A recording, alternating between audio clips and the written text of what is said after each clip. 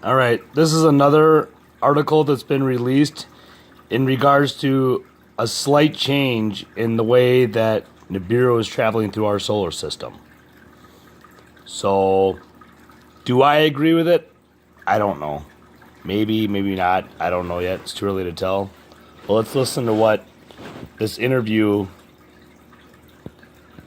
with Mike says in regards to this shocking new development that happened a few months ago. Not many people have heard about this one, but if this is true, we're all fucked. So let's just hope this one is not true. Excuse me.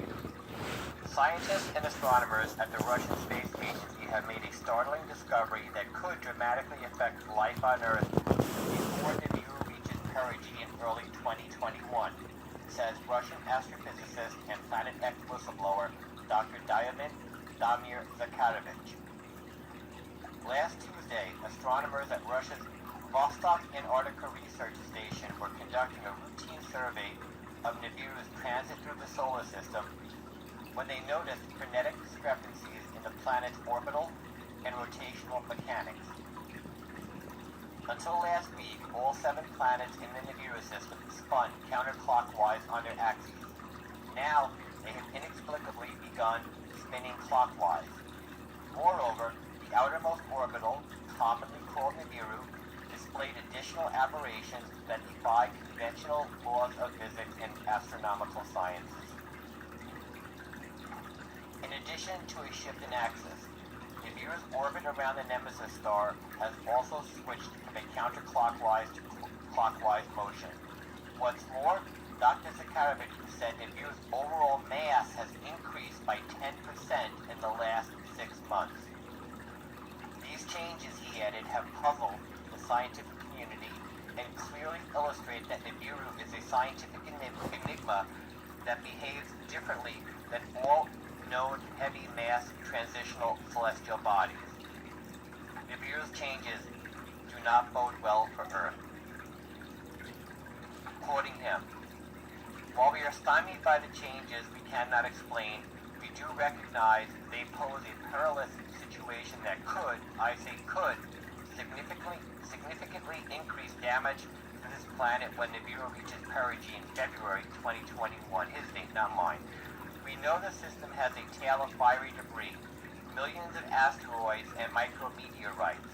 Normally, the rotation of the planet spin pulled these objects toward the star and they were burned up, rather than ejecting them out into space. Now the precession and mutation of rotational axis will have the opposite effect, ejecting more debris toward us," Dr. Zakharovich said. Nibiru's orbital change poses another grave threat to Earth, he insisted. Rather than pass between Earth and Mars, a best-case scenario, Nibiru now has an 83% chance to cross between the Earth and the Sun, a worst-case scenario, and achieve perigee at a distance much closer than previously predicted, 0.1 instead of 0.3 astronomical units, so 10 million as opposed to 30 million miles. If this happens, earthly defense systems, lasers, nukes, whatever, will be incapable of defending the planet against the onslaught of space debris hurled in our direction. Quoting him again. "We are truly talking about a doomsday scenario. The planet will be turned to putty. No place will be safe. People will look in the sky and see fiery debris raining down on them. Cities will be laid waste. And that's not the only problem."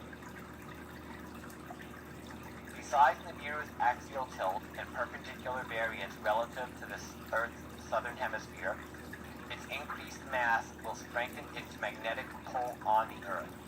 From a distance of 10 million miles, Dr. Zakharovich said Nibiru can latch onto Earth and literally flip it upside down, creating geomagnetic and geophysical pole shifts unlike anything our planet has ever experienced. Quoting him again. If, and I stress the word if, this is the case, it will be a doomsday scenario. Nothing on the planet will survive, not even bacteria. It would be biblical prophecy fulfilled.